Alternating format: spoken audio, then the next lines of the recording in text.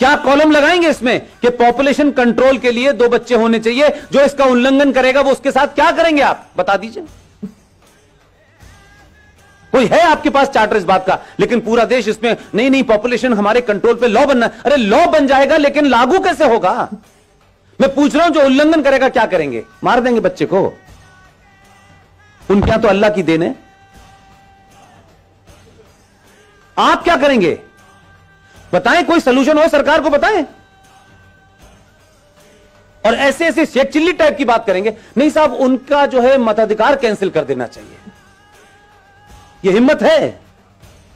जो काम आप लीगल कर रहे हैं उसको तो पुचकार पुचकार के करना पड़ रहा है आपको। जो संविधान में लिखा है उसको मजबूरियों में ठोड़ियों में हाथ डाल के करना पड़ रहा है, इतनी पावरफुल सरकार होने के बावजूद भी। आप उनके मददगार ले लेंगे और पूरी दुनिया चुपचाप बैठी रहेगी। लेने की हिम्मत है? इसके अलावा उनका कोई मतलब नहीं है। उन्हें इसी काम के लिए तो बच्चे पैदा कर रहे हैं वो, और किस काम के लिए कर रहे हैं?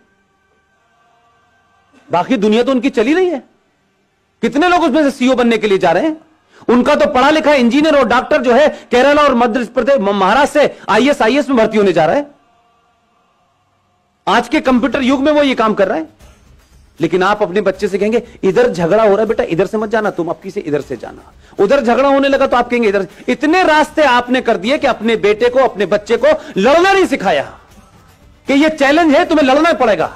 आज नहीं कल, कल नहीं परसों, 10 साल बाद 50 साल बाद हम उसे बचाते रहे। जब सामने वो आया तो उस बेचारे ने एक्सेप्ट कर लिया कि यार मैं लड़ तो सकता नहीं। तो क्या फर्क पड़ता है यार अगर मैं अपना नाम राम प्रसाद से गुलाम नबी रख लूं तो क्या फर्क पड़ता है? तब वो ये कह देता है। तब आपको लगता है अरे ऐसा कैसे हो गया? इसलिए लवजहाद का भी शिकार आप हैं, क्योंकि आपको फुर्सत नहीं। मैंने बताया कि ना माता जी गई हैं कीर्तन सुनने, पिताजी पैसे कमाने गए, घर में कोई भाई नहीं है। वो लड़की जो आपके घर में है भाई, उसके भी मन में बदलते हुए समाज की चीजें हो रही होंगी कि नहीं? वो भी किसी से बात करेगी कि नहीं? उसके बरखिलाफ दूसरे समाज में वो बीमारी वहां क्यों नहीं हो रही और आप क्या क्यों हो रही है? क्योंकि आप तो ज्यादा पढ़े लिखे हैं, आप तो बहुत मॉडर्न हैं। उसके बाद ये बीमारी आपकी हो रही है, और इतनी हो रही है कि अब आप चिंतित हैं।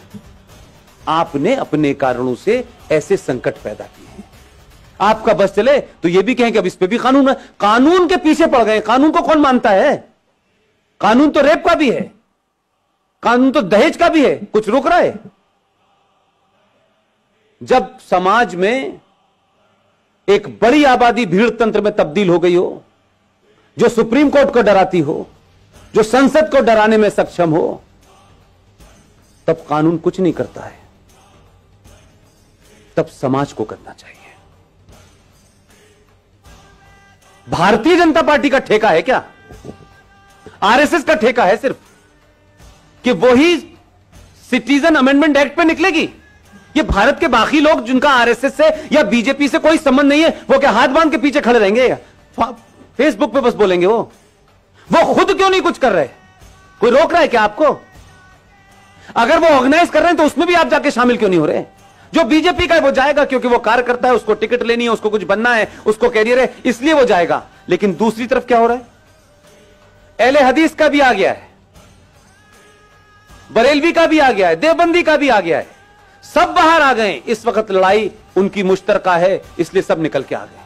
लेकिन अभी भी आपकी लड़ाई है, समाजवादी वाला हिंदू क्यों जाएगा, वो क्यों नहीं जाएगा, ये नहीं जाएगा। वो एक ही पार्टी का काम है, एक पार्टी का काम नहीं है। ये citizen amendment bill Bharatiya Janata party का एजेंडा नहीं है। वो पॉलिटिक्स में है, उनकी पार्टी सत्ता में है, इसका मतलब नहीं सारा ठेका उन्हीं का है। मेरा और आपका जो उसका भारतीय जनता पार्टी से डायरेक्टली इनडायरेक्टली कोई संबंध नहीं है, लेकिन एक इस नागरिक के नाते, इस देश के एक समझदार, एक ईमानदार सिटीजन के नाते मेरी कोई भूमिका नहीं है। दंगे होंगे तो पुलिस रोकेगी, जुलूस निकालना होगा तो बीजेपी निकालेगी। हम सिर्फ जो है बैठे बैठे अपने लड़के को अमेरिका भेजने का रास्ता बताएंगे। ये नहीं चलेगा। एक संकट नहीं है, ये सिर्फ शुरुआत है जो बहुत दिन से रुकी हुई थी। इसलिए मैं कहता हूं कि इस देश में राष्ट्रवादी ताकतें, सनातनी शक्तियां जैसे जैसे मजबूत होंगी, इस देश में गद्दारों के चेहरों से बेनकाब जल्दी होंगे। लिहाजा अगर आप ये चाहते हैं, सरकारें आएंगी, सरकार चली जाएंगी, कोई पता नहीं है कौन कितने समय तक रहने वाला है। देश तो पहले भी चल रहा था, घिसट रहा था, कुछ अच्छा था, कुछ बुरा था, कुछ जीते, कुछ हारे, ये सब चल रहा था। लेकिन अपने दिल पे हाथ रखिए कि जिन समस्याओं को हम नेहरू जी ने दे दी है, ये गांधी जी ने दे दी है, ये फला ने दे दी है, ये उसने कर दी है, जब उन समस्याओं को जड़ से खत्म करने का समय आ रहा है तो फिर इतनी अगर मगर क्यों हो रही है? फिर इंतजार किसका हो रहा है? पहली बार इस देश में सरकार राष्ट्र के लिए काम कर रही है, तो समाज की जिम्मेदारी क्या है कि पूरी ताकत से खड़े हों और सरकार को यह भरोसा दिलाएं कि हम जो काम आप कर रहे हैं वो हमारे लिए शायद उसका तत्कालिक कोई फायदा हो ना हो, लेकिन आने वाली नस्लों के लिए होगा। यह तय होगा कि 20 साल के बाद मेरे बच्चे टोपी लगाएंगे, मेरी बेटियां बुर्का पहनेंगी या नहीं पहनेंगी। अगर नहीं चाहते हैं तो ताकत से खड़े होइए। वो कौन है, कौन नहीं है, कैसा है, बुरा है, अच्छा है, यह महत्व नहीं है। इस समय कई सवाल पूछने का समय नहीं है। दूसरे सवाल नहीं पूछ रहे हैं, पूरी दुनिया में है। पाकिस्तान नेशनल असेंबली का चेयरमैन चिट्ठियां लिख रहा है सऊदी अरब को। 2.5 लाख की रैली निकल रही है उस बांग्लादेश को जिसे आपने चड्डी बनियान पहनना सिखाया है। नंगे घूम रहे थे वो, जिनकी आधी आबादी आपके मुल्क में है, और आपके मुल्क में सत्ता लोभी लोग उनको कह रहे हैं इनको रखो, ये हमारे दबाव हैं, क्योंकि इन्हीं से हमें वोट मिलेगा और इसी हम सत्ता में रहेंगे। यही कारण रहा होगा 1000 साल पहले भारत के गुलाम होने का, जो आज दिखाई देता है मुझे। कैसे कैसे नारे लग रहे हैं इस देश के अंदर। हर राज्य एक अलग अलग बात कर रहा है। कोई यूएनओ चिट्ठी लिख रहा है, आपके लोगों की गिनती ज्यादा है उसमें, वही ताकतें बाहर निकल रही हैं। सबके नाम नहीं लेना चाहता, इतने महान नहीं उनका नाम लूं मैं, लेकिन राष्ट्र को आपकी जरूरत है। और आप समझ लीजिए, हम सब लोग इतने बेहया हो चुके हैं, इतने बेगैरत हो चुके हैं कि हम जरा सा अगर हमारे आदमी में कहीं कमजोरी हो गई, जरा सी कहीं हल्का सा भी वो कमजोर पड़ा, हम पहले लोग हैं जो ये कहेंगे। हम बहुत कह रहे थे यार इतना नहीं करना चाहिए था, देखो इसने इतना ज्यादा कर दिया था, हम इतने मक्कार लोग हैं। हम उसके बुरे वक्त में, क्योंकि ये उसका बुरा वक्त नहीं है, ये देश का और राष्ट्र का बुरा वक्त है। इस वक्त कुछ भी नहीं सोचना है मुझे, न मैं सोचना चाहता हूं, न मेरी कोई महत्वाकांक्षा है। हम अगर 5 लोगों को जगा सकते हैं तो 5 को जगाएं, क्योंकि हमारे यहां कुछ लोग सो नहीं रहे हैं, हमारे यहां जगे हुए लोग भी सोने का बहाना कर रहे हैं। लिहाजा ऐसे सम्मेलन हर दिन होने चाहिए, हर जगह होने चाहिए, सड़कों और चौराहे पर होने चाहिए और खुले में होने चाहिए, ताकि एक बार में लाखों लोग सुने। इसकी यह महत्वता नहीं है कि इसमें कौन बोलने आया है, कौन चीफ गेस्ट है, कोई ना कोई आता रहेगा।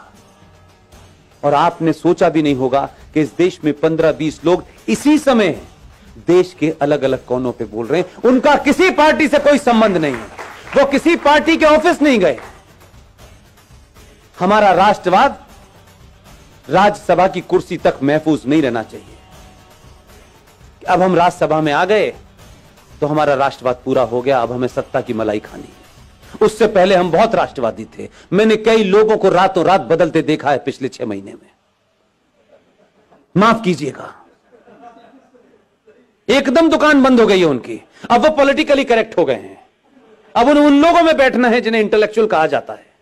अब उन्हें हिंदुत्व की बात करना थोड़ा सा ऐसा लगता है, भाई देखो हमें ध्यान तो रखना चाहिए, इस देश में 35 करोड़ मुसलमान हैं, तो 6 महीने पहले क्यों बोल रहे थे? इसलिए आपके यहां ईमानदारी नहीं है। 15-20 लोगों में, चाहे मेजर जनरल जीडी बख्शी हो, कर्नल RSN हो, सुशील पंडित हो, गौरव आर्या हो, ललित अंबरदार हो, इनमें से कोई एजेंडा है किसी का? रोज टेलीविजन पे आप देखते हैं, रोज कहीं ना कहीं भाषण चल रहा होता है उनका। किस लिए? क्या सिर्फ 90 करोड़ हिंदुओं में यही 10-15 लोग हैं? क्यों नहीं हर घर के अंदर 2-2 लोग पैदा हो रहे हैं?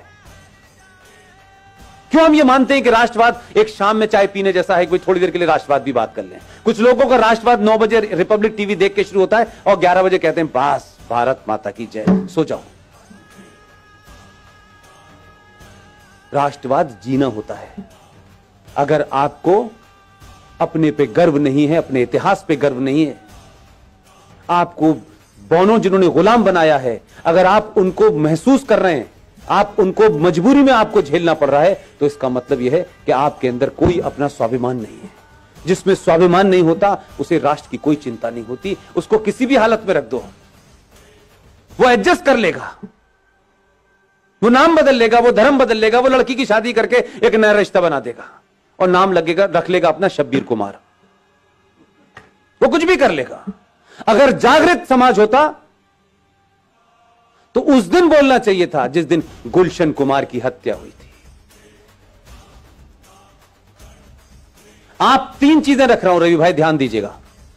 इस देश की प्राइमरी एजुकेशन को हमने क्रिश्चियंस के हाथों सौंप दिया है, राइट।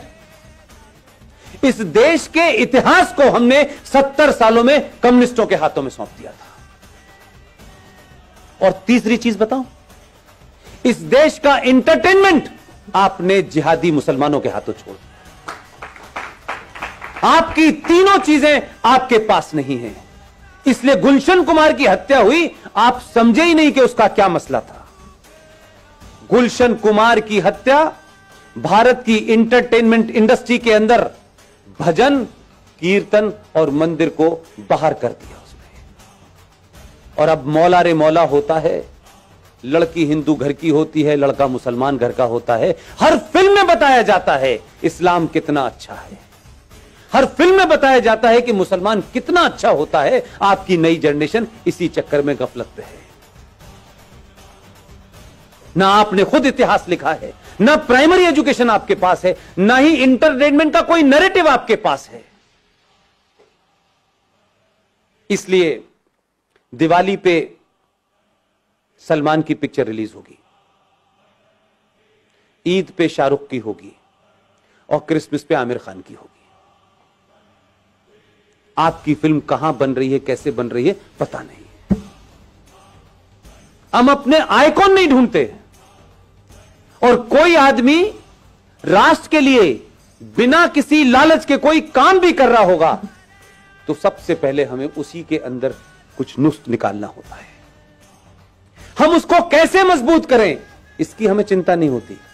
हम एहसान करते हैं